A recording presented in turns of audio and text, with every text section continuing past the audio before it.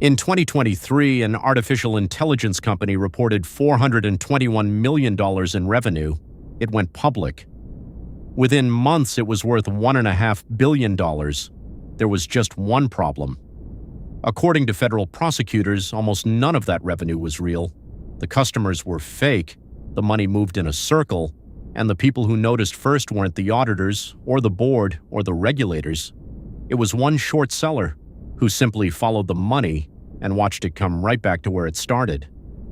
This is the story of iLearningEngines, how a company allegedly faked an entire business, not just the technology, but the customers, rode the loudest hype cycle in a generation onto a public stock exchange, and collapsed into a criminal case where 2 executives now face up to life in prison. And by the end, you'll know the one red flag that exposed the whole thing, the same one you can check yourself in about 5 minutes. To understand the fraud, you have to understand the moment. Late 2022, ChatGPT lands, and overnight 2 letters, AI, become the most valuable words in business. iLearningEngines had been around since 2010, quietly selling enterprise software, but now it had the perfect pitch, an AI platform that could take everything a company knew, its manuals, its experts, its institutional memory, and turn that knowledge into automation. And the numbers backed the story. Revenue wasn't just growing, it was exploding. By 2023, the company reported $421 million. In April 2024, it took the fast lane to Wall Street, a SPAC merger, a way to go public without the full scrutiny of a traditional IPO. By July, the market valued it at $1.5 billion. On paper, it was one of the great AI success stories. The problem with a great story is that nobody checks the footnotes. On August 29, 2024, a short seller published its findings. Short sellers make money when a stock falls, so they go hunting for companies they believe are fake. And this one said it had found something strange. Almost all of iLearningEngines' revenue and almost all of its costs flowed through a single, undisclosed partner. One mystery company, sitting on both sides of the books. The report's claim was blunt. Much of the business was, quote, Here's the mechanism prosecutors would later describe. It's called round-tripping. Imagine you run a company and you want to look like you're making sales, so you take money you raised from investors or borrowed from lenders, and you send it to a customer. That customer then sends the same money right back to you, and you record it as revenue. The cash makes a loop. Nothing was actually sold, but your income statement says you're booming. Prosecutors allege these round-trip transactions exceeded $144 million. To be clear, these are charges. The defendants are presumed innocent unless and until proven guilty.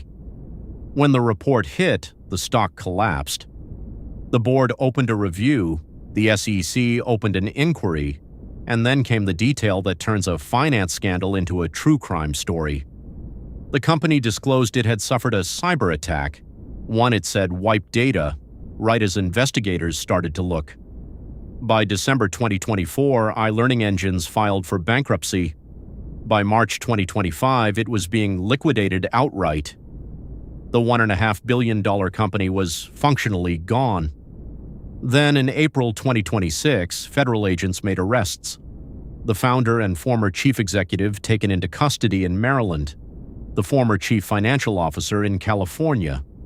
A 10-count indictment, securities fraud, wire fraud, and the big one, operating a continuing financial crimes enterprise. So where did the real money go? According to the indictment, when the company went public, the founder received more than $500 million worth of stock. The continuing financial crimes charge alone carries a mandatory minimum of 10 years and a maximum of life. Here's the part that matters for you. You don't need to be a forensic accountant to spot a round trip. There's one red flag hiding in plain sight: concentration. When a huge share of a company's revenue and its costs runs through one single counterparty, especially an undisclosed one, that's the loop. Real businesses have many customers who have no reason to also be your suppliers. It's right there in the risk factors and the footnotes of every public filing. The short seller didn't have secret information. They just read the documents everyone else skipped. In a hype cycle, the story is designed to stop you from reading the footnotes. Read them anyway. iLearningEngines allegedly faked its customers. But the next case on this channel is even stranger. A company where the AI everyone was paying for turned out to be 700 human beings in a room, typing the answers by hand. New investigation every Friday. Subscribe and tell me in the comments, would you have caught the loop? The short seller did. The auditors didn't.